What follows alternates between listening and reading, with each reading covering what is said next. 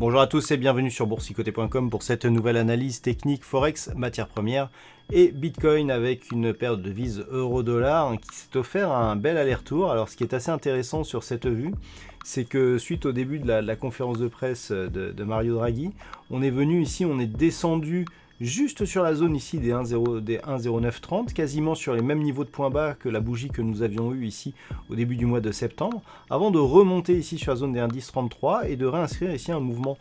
haussier qui a permis ici de revenir sur la bande de Bollinger supérieure. Donc autant dire que malgré cet excès de volatilité, on est resté sur des niveaux très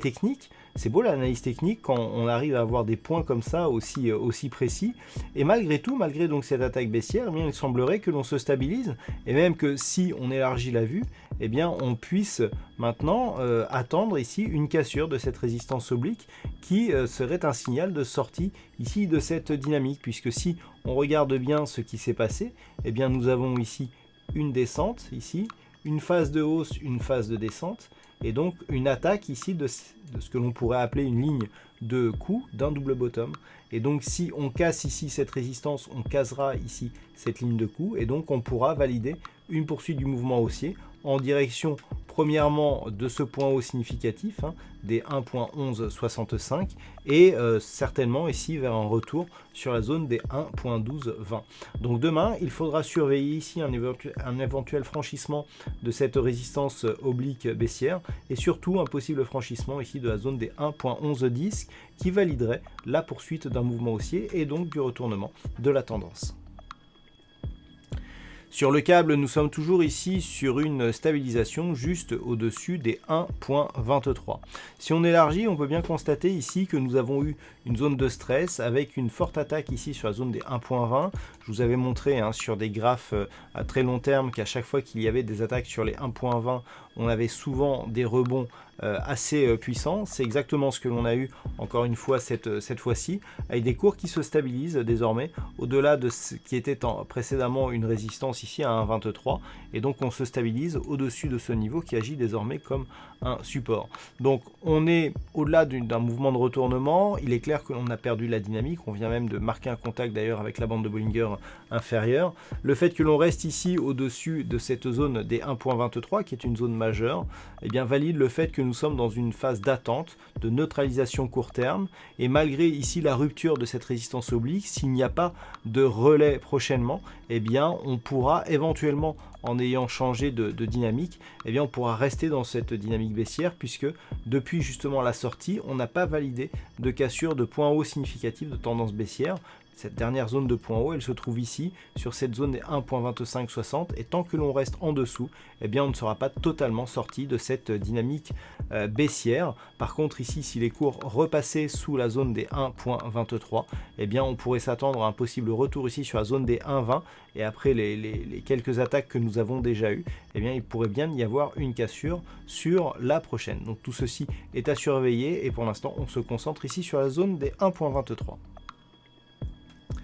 Sur l'or, nous sommes toujours ici dans une phase de stabilisation. Hier, j'ai attiré votre attention sur une possible cassure ici de la zone des 1492 $ l'once, qui équivaudrait ici à une possibilité de retour sur la zone des 1438. Eh bien, cette zone n'a pas cédé, elle a été attaquée d'une manière assez agressive, mais on s'est retourné ici, on est venu marquer un fort contact ici sur la bande de Bollinger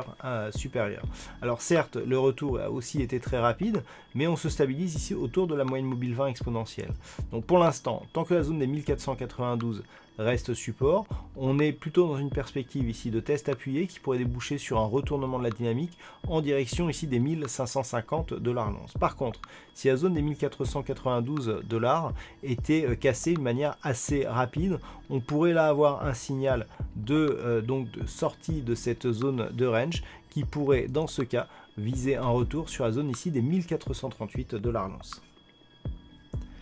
Et puis concernant le WTI, eh bien, nous étions ici sur une évolution baissière dont le précédent mouvement ici avait permis une sortie de cette dynamique qui était baissière, puisque nous avions ici de multiples contacts et donc une tentative de sortie. Hier, j'attirais votre attention sur le fait que l'on pouvait revenir ici sur cette zone qui a d'ailleurs agi comme zone de support, mais avec la volatilité du jour, eh bien, on est repassé sous cette zone. Donc là, on a toujours quand même un signal de sortie ici de cette dynamique, mais qui débouche pour l'instant sur un biais neutre, hein, donc qui pourrait se stabiliser entre cette zone ici des 57 et les 51 $ le baril. Par contre, suite à cette réintégration de la zone inférieure à cette résistance oblique, une rupture ici des 51 $, eh bien, pourrait prolonger donc la dynamique baissière en direction du prochain support à 42,50 $ le baril. Et puis sur le Bitcoin, eh bien, nous avons toujours cette neutralisation entre deux zones techniques remarquables, à savoir ici cette résistance oblique qui définit eh bien, la forme de la consolidation actuelle, et donc la zone de support des 8935 $, hein, qui était le théâtre ici d'une rupture sur un gap haussier, zone qui était précédemment résistance et qui s'est depuis transformée en zone de support majeur. Donc on reste ici sur une dynamique forcément haussière, tant que les cours restent au-delà des 8935 $, nous sommes toujours dans cette phase de consolidation. Une rupture baissière de cette zone, eh bien, pourrait nous donner un signal de retournement de la tendance avec un objectif qui deviendrait ici un retour possible sur la zone des 5790 $ pour un Bitcoin. Par contre, une rupture haussière ici de cette résistance oblique donnerait un signal de possible poursuite du mouvement qui pourrait être validé par une cassure haussière ici des 13 846 $ pour un Bitcoin. Voilà donc ce que l'on peut dire sur cette analyse technique Forex, matières premières et Bitcoin pour ce soir. Passez une bonne soirée, on se retrouve dès demain pour d'autres analyses techniques, toujours sur le site boursicoté.com.